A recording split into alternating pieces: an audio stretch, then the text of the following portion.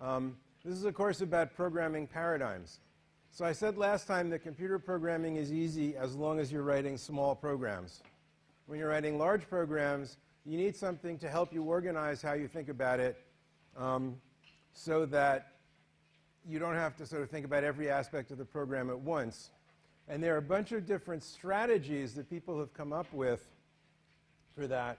And those are called programming paradigms. And we're going to look in some depth at the first two and just very briefly at the last two on this list during the course of the semester. Right now we're doing functional programming, in which the way you organize a program is as a series of functions. And what's a function? A function is a procedure. It's a little chunk of computer program that has the property that every time you call it with the same inputs, you get the same output. That the result of calling this function does not depend on what else may have happened in the course of the program or what the computer might be doing at the same time. It only depends on the inputs that you provide explicitly to the function. So that's a kind of restriction in the way in which you deal with programming. You're not allowed, for example, to stash something away in a variable and then look at it later to help you decide what to do, which you probably were accustomed to in the programming you've done prior to this time. So you're going to be asking yourself, how can I change the value of x? You know, x gets x plus 1. And the answer is you don't program that way in functional programming. Why should you put up with this? Well, for now, you should just trust me about this, except you should remember that the purpose of this course is not to claim that functional programming is the only way to do anything. So I'm not trying to totally change the way you think about programming. I want you to be able to think in this way, and also be able to think in this way, and also be able to think in this way, and also be able to think in this way, so that you'll have all of these tools at your disposal, and you can pick the right one for the right task. But for now, the only way you're going to learn to think functionally is if you resist the temptation to translate everything we do into the way you're accustomed to doing things in your mind. It's like learning a foreign language, you know. You can't sort of translate to English all the time. You have to try thinking in the language that you're trying to learn. Okay. So functional programming, one of its advantages that's becoming increasingly important is computer programming is becoming something that happens in parallel. We have parallel processing, meaning the computer is doing more than one thing at a time. And that happens in a bunch of ways. One of them is any computer that you buy today, pretty much any computer, I think, has actually more than one processor in it. So you may have a dual processor machine would be the cheap one, or a 4-processor machine would be more expensive than that, and you can even go higher than that. Unlike the old days when a computer had one processor and was doing one thing at a time. So today it's routine that your computer is doing many things at once. And therefore, it's helpful if you program in a style which guarantees to you that what you're doing on this processor can't possibly mess up what that processor is doing. And later on in the semester, we'll talk about that kind of stepping on each other's toes situation and how we deal with it. But one of the ways of dealing with it is to do functional programming in which it just can't come up, because the result of calling this function with these arguments doesn't depend on anything about the past history of the computation. So that's a big advantage that functional programming has these days. The other way that things happen in parallel is your computer is part of a network, and a computation may actually be taking place in a very distributed fashion. So who knows what SETI at home is? Okay, SETI at home is this thing you can download for your computer. SETI is Search for Extraterrestrial Intelligence. It's a big project where they listen to radio signals from outer space and try to look for patterns that are other than natural, on the theory that those will turn out to be, aliens. broadcasting television. And they haven't found any yet, but there's a lot of radio noise that comes in, and they have to do all this number crunching on it. And they came up with the idea of inviting the entire world to participate in this project by downloading a program that runs on your computer whenever your computer is otherwise not doing anything, which is most of the time, because you're here and your computer's at home, or you're asleep or something. During all those times, your computer can be crunching data, looking for extraterrestrial intelligence. So that's a program that's running on, I don't know how many thousands or millions of computers all at the same time. So vast-scale parallelism, besides the sort of small-scale parallelism inside the box that some of you have on your lap. OK, so that's an advantage to functional programming. Up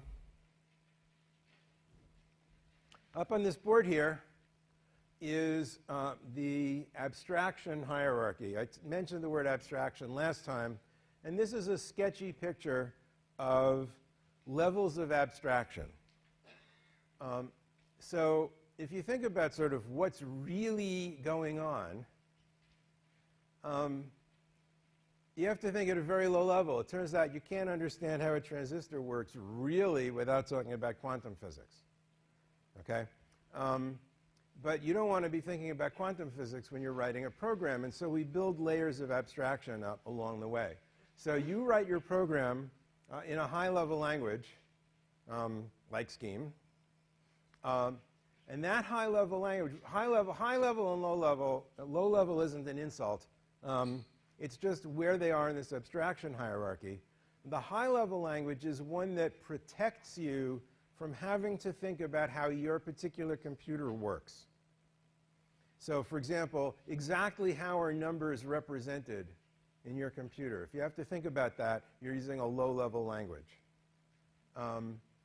Exactly how much memory do I have in my computer? All of that kind of question is how computers work, and we don't want to think about that. We want to think about the problem we're trying to solve. The high-level languages try to protect you from your computer. A low-level language is one that tries to expose how your computer works, because you need that information to write, for example, a compiler for a high-level language, or an operating system, or something like that. So that's the difference. And then even the low-level language isn't the language the computer actually speaks. That's the ones and zeros. And there's a dotted line separating machine language from architecture, which is the sort of what are the pieces of this computer as seen by the programmer. So, OK, we have a thing over here that does arithmetic. And inside the processor, there are exactly 16 registers that can store values of a certain size, and that kind of information. That's the architecture of the computer. The architecture is implemented by circuit elements, which are electronic circuits that are built to pretend that electronic devices are either on or off. Okay, so if, like the mechanical light switch on your wall is either on or off. That's not really true about how transistors work, but you can build circuits that kind of pretend that it's true. That's called the digital abstraction. And underneath that abstraction, we have transistors that actually work in much more complicated ways than that. And how do transistors work? Well, there's some physics that they teach you in the circuits course about holes and electrons called solid-state physics. And that actually isn't really, there aren't really any holes in the real world. And to really understand how transistors work, you have to think about quantum physics, but you don't want to do that when you're building circuits. So they have an abstraction over the quantum physics level. So at each step up, what we're doing is hiding details about how things really work. Some people don't feel comfortable hiding details. They really want to know how everything works. It's very rare to find somebody who really wants to know how everything works all the way down to quantum physics when they're writing software. But some people want to know how everything works down to the architecture level. Some schools organize their sequence of computer science classes starting at architecture and working up in abstraction. We do it the other way around. There are arguments for both ways. The biggest argument for our way is most of you are going to spend most of your lives, we hope, programming at a high level of abstraction. And we want to sort of put our best foot forward, that you should think, first of all, in abstract terms.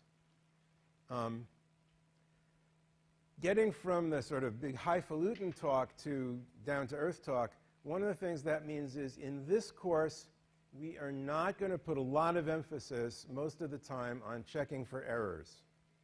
So if you write a program that people are really going to use in the world, you probably have more code dealing with error. You know, the user did something unanticipated or wrong, or something goes wrong somewhere, or the network fails, or something like that. More code for that kind of thing than for actually solving the problem. In this course, we're going to just pretend that everything works. And everybody does everything right all the time, except for particular cases where we really want to make a point about error handling. Similarly, in this course, for the most part, we're not going to think about whether the program you write runs fast or slowly. But for the most part, we just focus on getting a program to work at all. And the reason for that is it's a lot easier to take a working program and make it run quickly than to take a fast program and make it work correctly. So we'd rather you get it working correctly first and then worry about doing it fast, rather than the other way around.